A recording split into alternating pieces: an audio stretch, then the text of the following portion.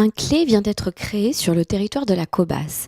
Ce nouveau comité local école-entreprise réunit en son sein les établissements scolaires secondaires, collèges, lycées et CFA du Sud-Bassin, ainsi qu'avec les partenaires économiques du territoire tels que l'agence BA2E et le club d'entreprise Débat.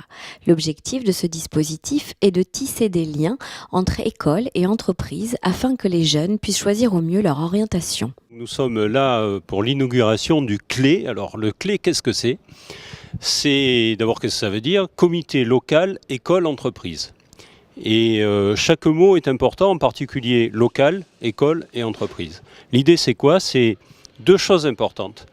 L'idée d'un partenariat, c'est-à-dire qu'on va essayer de tisser plus qu'avant des liens entre les écoles, au sens large, les collèges, les lycées professionnels, et puis les entreprises, en particulier les entreprises au niveau local.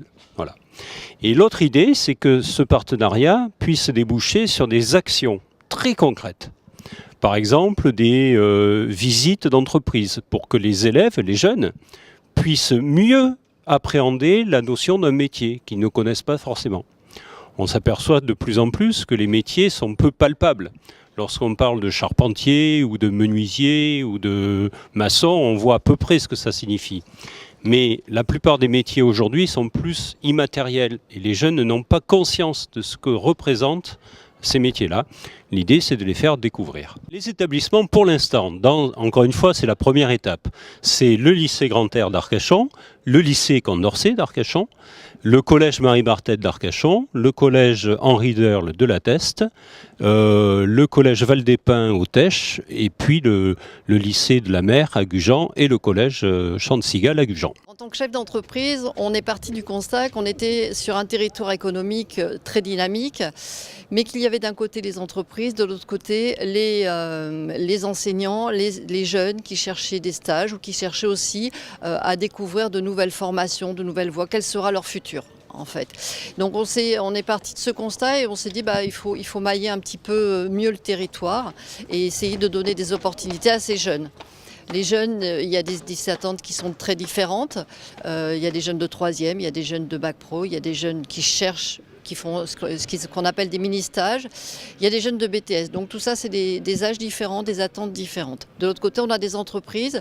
Notre territoire, et c'est ce qui fait les entreprises de débat, ce sont des petites entreprises. On essaie d'atteindre les grosses entreprises, mais on a des petites structures. Donc ce qu'on souhaite faire, c'est essayer de faire une sorte de cahier des charges, de savoir ce que les entreprises peuvent proposer et ce que les jeunes, quelles sont les attentes des jeunes.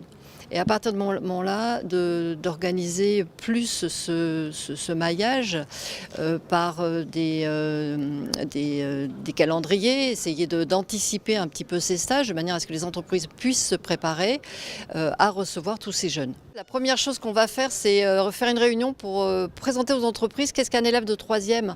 On l'a dit, ce sont des jeunes certains ont des idées très précises et pas de souci, mais certains n'ont pas d'idées du tout. Mais ce sont des jeunes qui ont un nouvel état d'esprit, qui vivent dans un nouveau monde, peut-être par rapport aux chefs d'entreprise. Il y a un décalage, donc c'est bien de savoir quelles sont leurs attentes et que les chefs d'entreprise prennent conscience que ces jeunes-là, c'est les salariés qu'on va retrouver dans 5-6 ans. Donc autant être en phase le plus tôt possible, je dirais.